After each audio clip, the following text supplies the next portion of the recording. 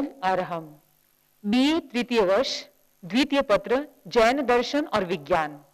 इस पत्र की तीसरी इकाई विज्ञान के संदर्भ में जैन जीवन शैली, जो आज का हमारा विषय रहेगा। और इस विषय के मूलभूत उद्देश्य है कि हम समझें जीवन शैली क्या है, जीवन शैली कहते किसे हैं, हमारे जीवन का आधार क्या है। हमारा उद्देश्य यह भी है कि हम ये जानें कि जीवन शैली को हम विज्ञान के संदर्भ में कैसे प्रस्तुत कर सकते हैं, और जैन जीवन शैली क्या वैज्ञानिक जीवन शैली है। ऐसे कौन से तत्व हैं जो हमारी जीवन शैली को वैज्ञानिक बना सकते हैं, एक अच्छी जीवन शैली बना सकते हैं।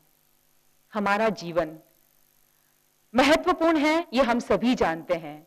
जन्म और मृत्यु, इन दोनों पे हमारा कोई अधिकार नहीं है, लेकिन इन दोनों के बीच का जो समय होता है उसे जीवन कहा जाता है, और जीवन पे हमारा पूरा अधिकार है। जीवन हमारी चॉइस है, हम जैसा चाहे वैसे हमारे जीवन को ढाल सकते हैं, बना सकते हैं, संवार सकते हैं। जन्म और मृत्यु, उस पे हमारा अधिकार नहीं, इसलिए हम कुछ भी नहीं कर सकते। लेकिन जिस चीज पे हमारा अधिकार है, आवश्यकता है, उस चीज के लिए, उस चीज को संवारने और सजाने के लिए हमें कुछ करना चाहिए। हम जीवन की महत्ता को बताते हैं। अगर जीवन शैली अच्छी नहीं है तो जीवन भी अच्छा नहीं है। मैं इस शब्द पर प्रकाश डालूं, जीवन शैली।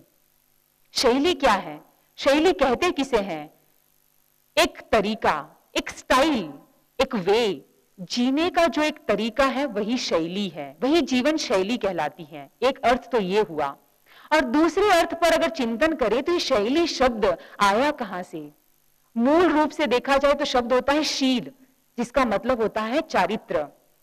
अब ऐसी हमारी जीवन शैली हो जो हमारे स्वभाव को और व्यवहार को स्थायित्व प्रदान करे, तो उस जीवन शैली को अच्छी जीवन शैली कहा जा सकता है, चारित्रात्मक जीवन शैली कहा जा सकता है।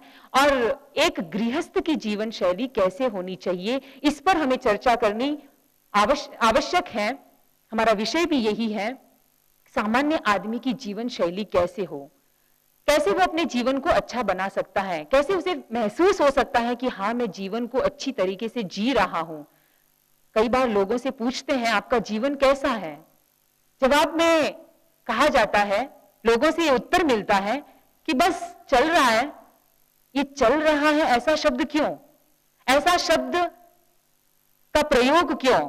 वही व्यक्ति ऐसे शब्द का प्रयोग कर सकती है जिनको ऐसा लगता है कि वे जीवन का बोझ ढो रहे हैं, जीवन को जबरदस्ती चला रहे हैं। जिनकी जीवन शैली अच्छी है उनके मुंह से तो एक उत्तर निकलेगा कि हाँ, मेरे जीवन अच्छा चल रहा है, मैं जीवन को जी रहा हूं। जीवन को जीना और जीवन को ढोना, दोनों में बहुत अंतर है।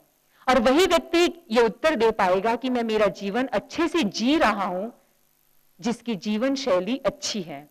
जिसकी जीवन शैली अच्छी नहीं, उसको मजबूरन यही कहना पड़ेगा कि बस चल रहा है, बोझ है, जीना है, देखो कितना जीना है, आज है कल चले जाएंगे। इस प्रकार के कुछ उत्तर निकलते हैं। भगवान महावीर ने जीवन को जीने के तरीके बताए, एक जीवन शैली प्रस्तुत की, और वो जीवन शैली गृहस्थ के लिए भी प्रस्तुत की और एक साधु के लिए भी प्रस्तुत की।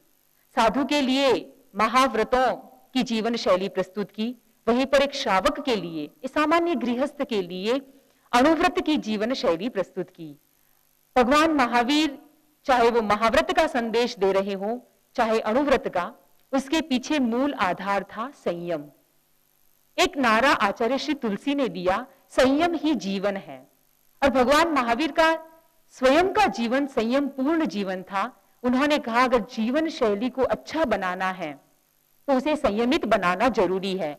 संयमित जीवन शैली को ही हम अच्छी जीवन शैली कह सकते हैं। जीवन शैली के बहुत सारे अंग हो सकते हैं। हमारे जीवन में बहुत सारी चीजों का महत्वपूर्ण रोल होता है, लेकिन सबसे अधिक महत्वपूर्ण चीज है तो वह है हमारा भोजन। हमारी जीवन शैली से जुड़ा हुआ बहुत महत्वपूर्ण तत्व हमारा आहार, हमारे जीवन का आधार।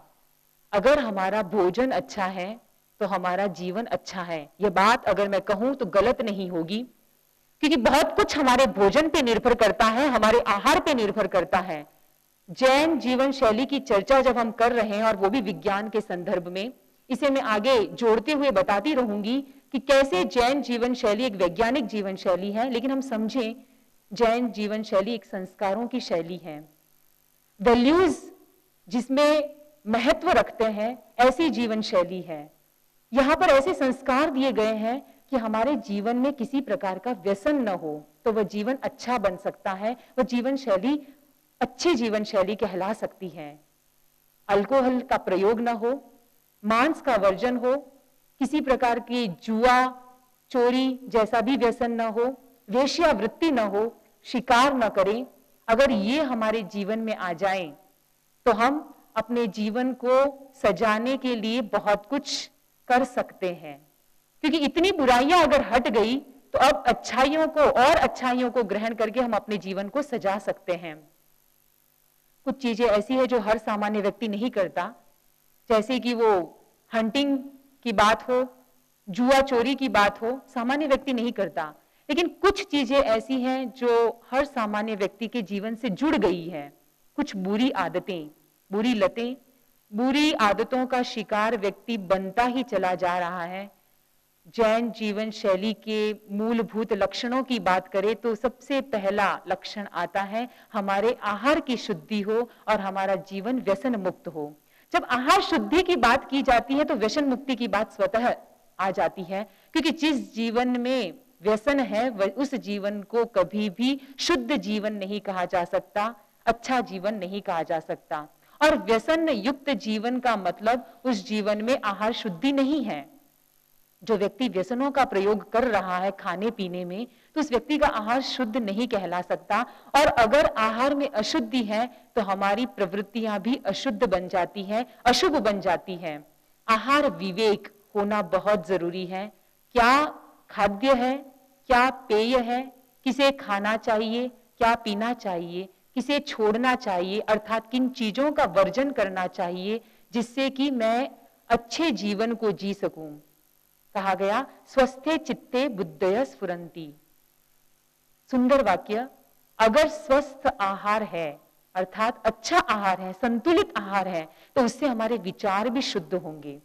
हमारे विचार शुद्ध हुए तो उस विचार में जो बुद्धि पनपेगी वो बुद्धि भी अच्छी होगी, हमारा ज्ञान भी निर्मल होगा।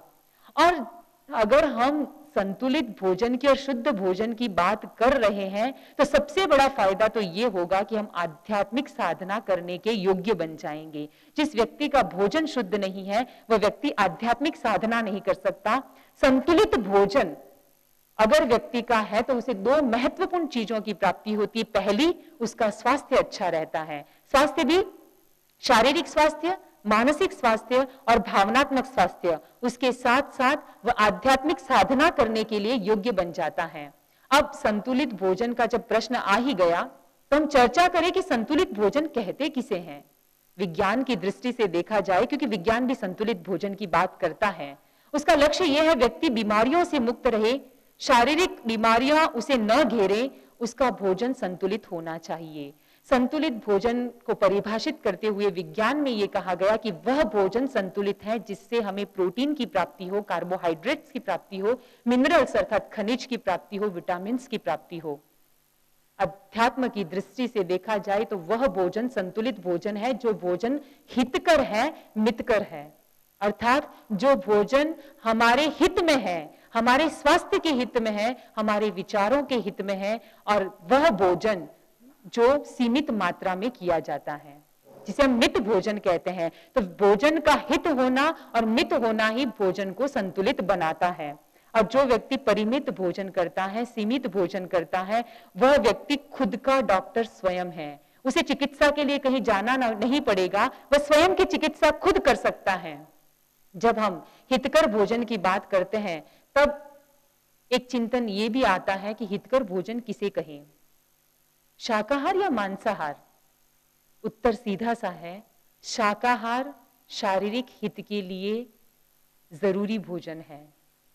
हो सकता है मांसाहार के माध्यम से भी कुछ चीजों की प्राप्ति शरीर में होती हो, लेकिन ऐसा कुछ भी नहीं है कि जिसकी प्राप्ति हमें शाकाहारी भोजन से न हो सके। तो जैन जीवन शैली को विज्ञान के संदर्भ में प्रस्तुत करने के लिए अपेक्षा है हम दो बातों की चर्चा करें।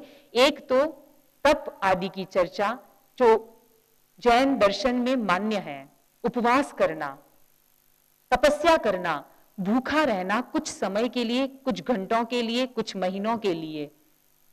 क्यों रहना, इससे विज्ञान की ओर से क्या फायदे बताए गए हैं और जैन दर्शन में यह बात क्यों कही गई है कि व्यक्ति को तप करना चाहिए।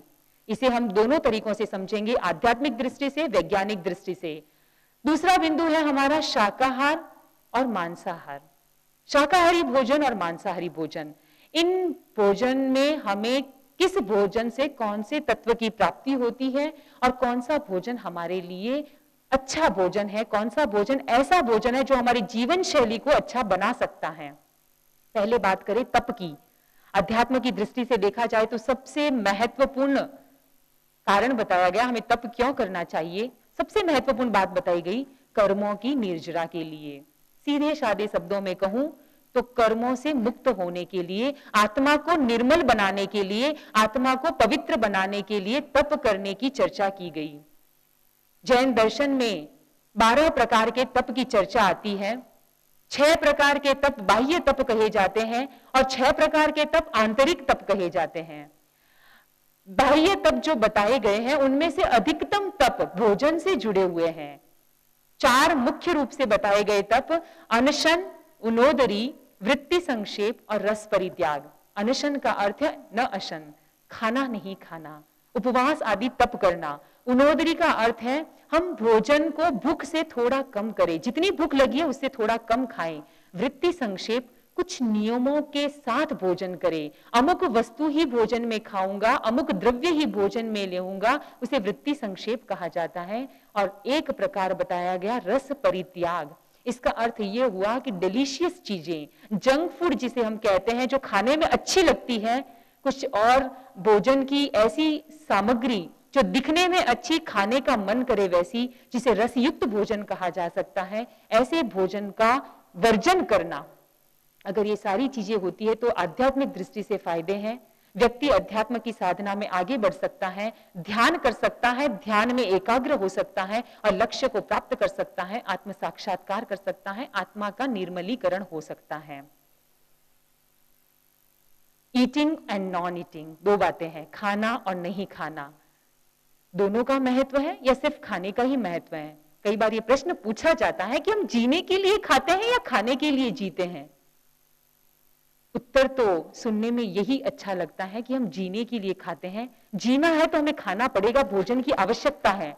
लेकिन कई बार ये देखा जाता है कि हम खाने के लिए जी रहे हैं, क्योंकि खाने के प्रति व्यक्ति की इतनी आसक्ति हो जाती है। भगवान महावीर ने कहा अशन का जितना महत्व है उतना ही या उससे भी ज्यादा अनशन का महत्व है। यानी खाने का जितना महत्व है उससे भी ज्यादा महत्व है भूखे रहने का। क्यों? उपवास करने की बात क्यों कही गई? अध्यात्म की दृष्टि से मैंने कहा आत्मा के पवित्र होने की बात है। शब्द खुद बता रहा है उपवास यानी उपवसति, समीप में रहना।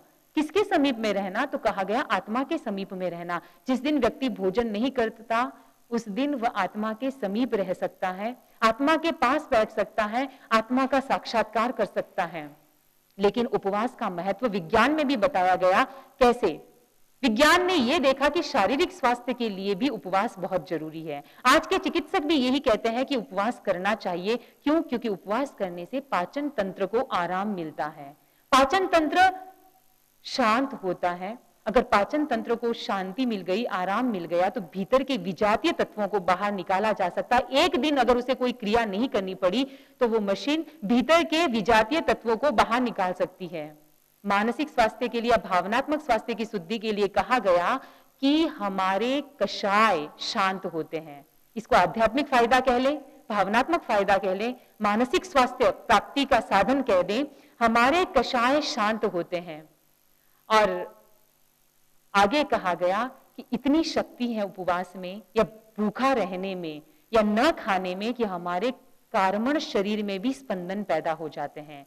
कार्मण शरीर में स्पंदन पैदा होना, आत्मा का पवित्र होना, कषायों का निर्मलीकरण होना, ये अध्यात्म से जुड़ी हुई बातें हो सकती है। परंतु डाइजेस्टिव सिस्टम को आराम मिलना, पाचन तंत्र का शुद्ध होना, ये वैज्ञानिक फायदा है। विज्ञान इसलिए बार बार ये इस बात को जोर देता है कि व्यक्ति को उपवास करना चाहिए। आयुर्वेद, एक चिकित्सा शास्त्र, वो क्या कहता है? आयुर्वेद का कहना है कि वंस इन अ वीक, हफ्ते में एक बार, सप्ताह में एक दिन उपवास जरूरी है। कारण वही, पाचन तंत्र की शुद्धि के लिए। चिड़ियाघरों में ऐसे प्रयोग किए जाते हैं, पशुओं के पाचन तंत्र को शुद्ध रखने हेतु सप्ताह में एक दिन उन्हें कोई आहार नहीं दिया जाता, उन्हें भूखा रखा जाता है, जिससे कि उनका पाचन तंत्र शुद्ध हो सके। उपवास के बहुत से फायदे बताए गए। एक चिकित्सा के रूप में बहुत सारे चिंतकों ने इसका चिंतन की, इस पर चिंतन किया और कुछ फैक्ट्स प्रस्तुत किए, कुछ अनुभव प्रस्तुत किए। जॉन किथ, जिन्होंने एक पुस्तक लिखी, study young reduce your rate of ageing, ये कहती है, ये पुस्तक में कहा गया है कि उपवास हमें मदद करता है एजिंग प्रॉब्लम को सॉल्व करने में। एजिंग प्रॉब्लम का मतलब, कई बार लोगों को ऐसा लगता है कि मैं उम्र से पहले ही बड़ी हो गई या बड़ा हो गया, बुढ़ापा मेरे चेहरे पे आ गया। खाते खाते भी व्यक्ति के चेहरे पे बुढ़ापा जल्दी आ जाता है। उपवास व्यक्ति के चेहरे पर एक रौनक रखता है, एक युवा अवस्था रखता है। तो कहा गया कि एजिंग की जो प्रॉब्लम है, जब व्यक्ति को ऐसा लगता है कि बुढ़ापा जल्दी आ रहा है, वह व्यक्ति रेगुलर बेस पे अगर उपवास करने लग जाए तो उसे लगेगा कि उसके भीतर कितनी ताजगी है, और वो भीतर की ताजगी बाहर भी प्रकट होती है।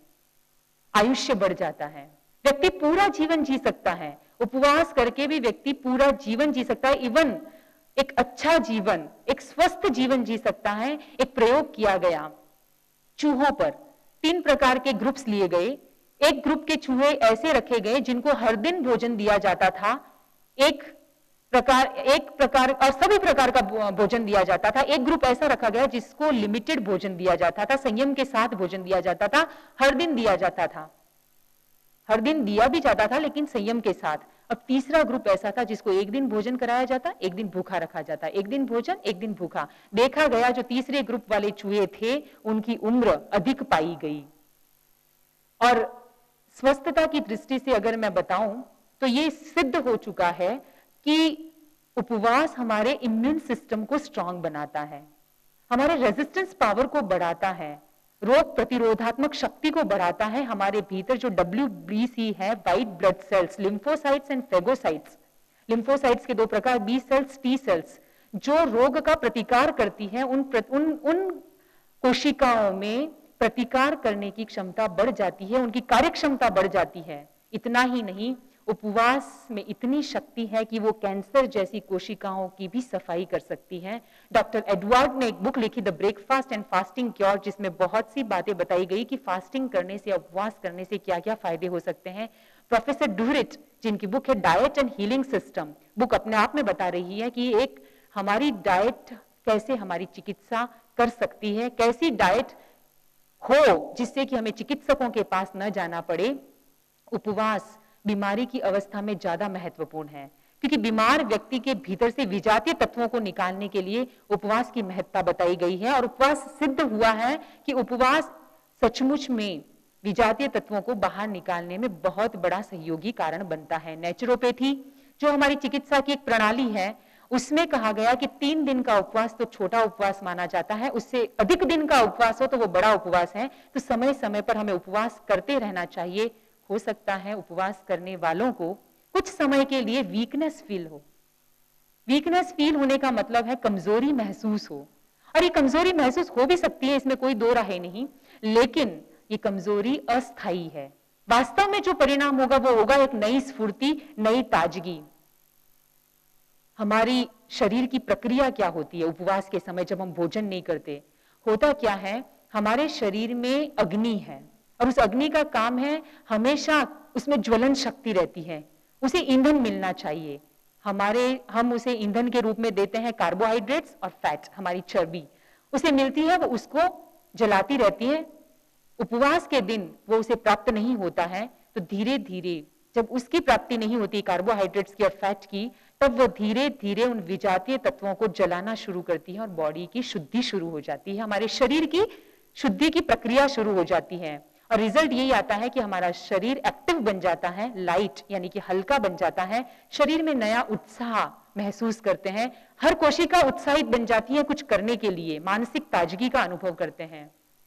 बताया गया उपवास से बहुत सारी बीमारियों पर भी काबू पाया जा सकता है, जैसे asthma, high blood pressure, diabetes, skin disease, piles, कब्ज, और कब्ज से रिलेटेड बहुत सारी बीमारियां। कॉन्स्टिपेशन सब बीमारियों का मूल है। अगर पेट साफ है तो सारी बीमारियां अपने आप ही समाप्त हो सकती हैं। तो उपवास के माध्यम से हम पेट की शुद्धि कर सकते हैं, पाचन तंत्र को शुद्ध करके हम बहुत सारी बीमारियों पर काबू पा सकते हैं। प्रश्न ये भी हो सकता है कि उपवास कब तक करते रहना चाहिए। देखिए, भगवान महावीर ने बहुत सुंदर उत्तर दिया। किसी ने जब पूछा कि उपवास कितने दिनों तक करना चाहिए, भोजन कितने दिनों तक नहीं करना चाहिए, भगवान महावीर ने कहा जब तक आप भूखे रह सकते हैं तब तक भूखे रहें। 7 दिन, 8 दिन, 10 दिन आराम से रह सकते हैं। जब तक आपको फील हो, हैप्पीनेस फील हो, खुशी फील हो, सुख का अनुभव हो, तब तक आप भूखे रह सकते हैं, कोई दिक्कत नहीं है। जब आपको ये तकलीफ होने लगे, भीतर में सुख की अनुभूति नहीं हो, कोई हैप्पीनेस फील नहीं हो, तब उसे छोड़ा जा सकता है। उपवास 3 दिन का भी हो सकता है, 7 दिन का भी हो सकता है, महीनों का भी हो सकता है। स्वयं भगवान महावीर ने 12.5 साल के साधना काल में सिर्फ 360 दिन भोजन किया, 1 वर्ष भी पूरा नहीं। बाकी सारे दिन तपस्या के थे, सारे दिन उपवास के थे। उपवास की तपस्या तो उन्होंने हमेशा बेले से ऊपर की तपस्या की। इतनी तपस्या करके उन्होंने आत्म साक्षात्कार किया, अपने कर्मों की निर्जरा की, शरीर को हमेशा निरोगी रखा। यहां तक कहा गया जैन दर्शन में समाधि मरण होना चाहिए। अंत में भी ऐसी भावना होनी चाहिए कि मैं खाना पीना छोड़ दूं, खाने के प्रति मेरी आसक्ति नहीं रहे, क्योंकि ऐसी भावना हुई तो अपने आप भावों की शुद्धि होगी, आत्मा की शुद्धि होगी, और अगली गति, आने वाली गति या अगला जन्म जो होगा वो एक अच्छे रूप में होगा। हमें ऐसा लगेगा कि हमने अपनी आत्मा को पवित्र किया है, हमें एक अच्छा जन्म मिला, अच्छा जीवन मिला। जो व्यक्ति उपवास न कर सके उसके लिए क्या उसके लिए कोई चिकित्सा नहीं विज्ञान की दृष्टि में, या क्या उसके लिए कोई और साधन नहीं अध्यात्म की दृष्टि में, जिससे वो अपने कर्म की निर्जरा कर सके, संयम की साधना कर सके, आत्मा के लिए कुछ उपयोगी चीज कर सके? तो कहा गया है तपस्या ही केवल एक माध्यम नहीं है, पूर्ण रूप से तपस्या करना या उपवास करना ही केवल एक माध्यम नहीं है। बताया गया कि उनोदरी, भूख से कम खाना, या फिर टेस्टलेस फूड अर्थात नीरस भोजन करना, लिमिटेड आइटम्स यानी कि कम चीजों को खाना, कम द्रव्यों को लेना, सात्विक भोजन करना, अथवा चीनी और नमक जो हमारे भोजन को कहा जाता है स्वादिष्ट बनाते हैं, लेकिन वास्तव में वे व्हाइट पॉइजन है। तो ऐसे सफेद जहर को छोड़ना ये भी एक प्रकार की साधना है।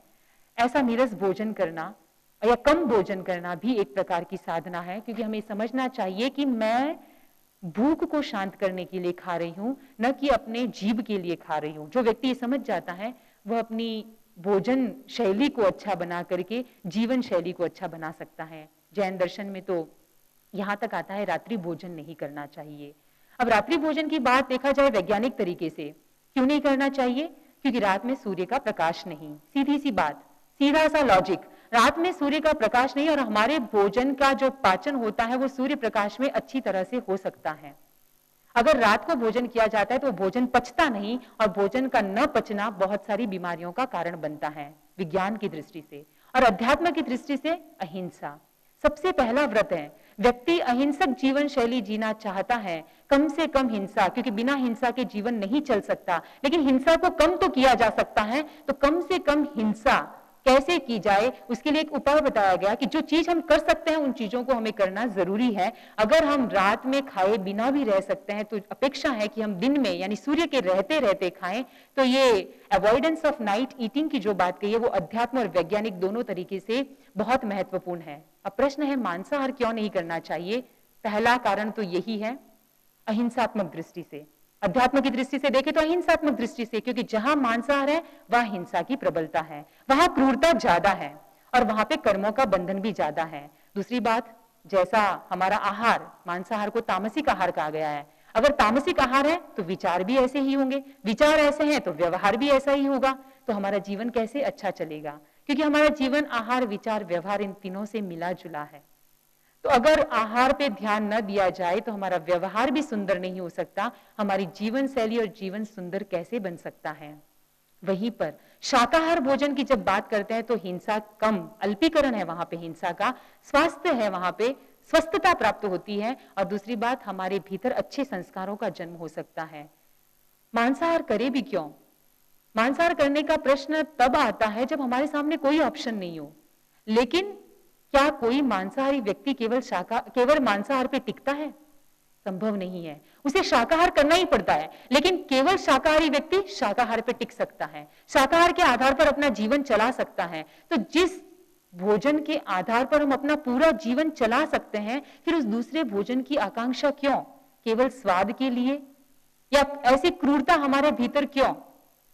मांसाहार की अपेक्षा क्यों फिर, जब शाकाहार से पूरा जीवन चल सकता है? अगर ऐसी स्थिति हो कि शाकाहार से हमारा जीवन नहीं चल सकता, तब फिर भी ये सोचने का विषय बन जाता है कि मांसाहार करे या न करे। लेकिन वास्तविकता यह है कि मांसाहारी को शाकाहार लेना पड़ता है, शाकाहारी मांसाहार ले कोई अपेक्षा नहीं है। सर्वाइवल के लिए यानी जीवन के लिए नॉन वेजिटेरियन फूड की कोई आवश्यकता नहीं है। और अगर डिजीज की बात करूं यानी बीमारियों की बात करूं तो लंबी सी लिस्ट सामने आ जाएगी।